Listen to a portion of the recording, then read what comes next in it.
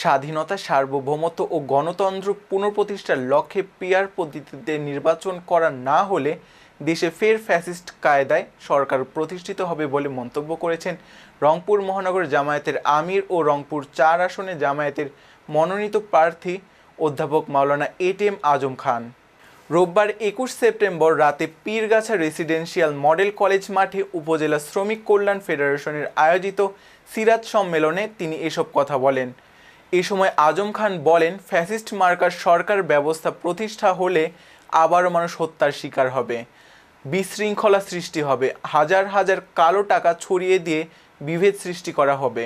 উপজেলা শ্রমিক কল্যাণ ফেডারেশনের সভাপতি মাওলানা ফারুকুল ইসলাম রাখুর সভাপতিত্বে অনুষ্ঠানে আরও উপস্থিত ছিলেন জেলা জামায়াতের মানব সম্পদ বিভাগের সভাপতি মোতালেব হোসেন, জেলা জামায়াতের সহকারী সেক্রেটারি মাওলানা মোস্তাক আহমেদ, জেলা শ্রমিক কল্যাণ ফেডারেশনের সভাপতি বেলাল আবেদিন, সহকারী সেক্রেটারি জহির উদ্দিন জুয়েল, উপজেলা জামায়াতের আমির বজলুর রশিদ মুকুল, ইউনিয়ন জামায়াতের আমির মাওলানা আবু সুফিয়ান সুজন, উপজেলা শ্রমিক কল্যাণ ফেডারেশনের সেক্রেটারি শামীম আল মামুন, সহকারী সেক্রেটারি শফিকুল ইসলাম খান সহ আরও অনেকে।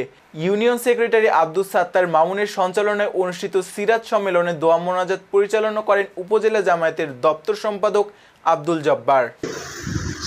শ্রমজীবী মানুষের মুক্তি করার জন্য, মুক্ত করার জন্য সমাজের যেহেতু অধিকাংশ শ্রমিকরা যদি ভালো পর্যায়ে চলে আসে, দেশের স্বাধীনতা রক্ষার জন্য, দেশের সার্বভৌমত্ব রক্ষার জন্য, গণতন্ত্রকে পুনঃপ্রতিষ্ঠিত করার জন্য পিআর নির্বাচন পদ্ধতি চালু করার মাধ্যমে শ্রমিকদের গণতান্ত্রিক অবস্থান সৃষ্টি করা সম্ভব হবে। এটা কখনো গণতন্ত্র হতে পারে না। গণতন্ত্র হবে সকলের অংশগ্রহণমূলক নির্বাচন, সেটা হচ্ছে পিআর পদ্ধতি। বলেন ঠিক কিনা? সংগ্রামের জন্য শ্রমিকদের কাজ কিভাবে করতে হয় তিনি নিজ হাতেই সবসময় করে গিয়েছেন। আমরা একটা সুন্দর বাংলাদেশ পেয়েছি, যেই বাংলাদেশ আমাদেরকে হাত ছাড়ি দিয়ে ডাকছে, তোমরা ইসলামের দিকে চলে আসো।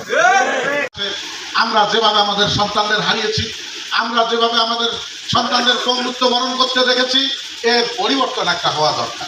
ট্রেড ইউনিয়ন আন্দোলন, ভাইরা, ট্রেড ইউনিয়ন আন্দোলন এই কারণে শ্রমিকদের মর্যাদা বৃদ্ধি হবে।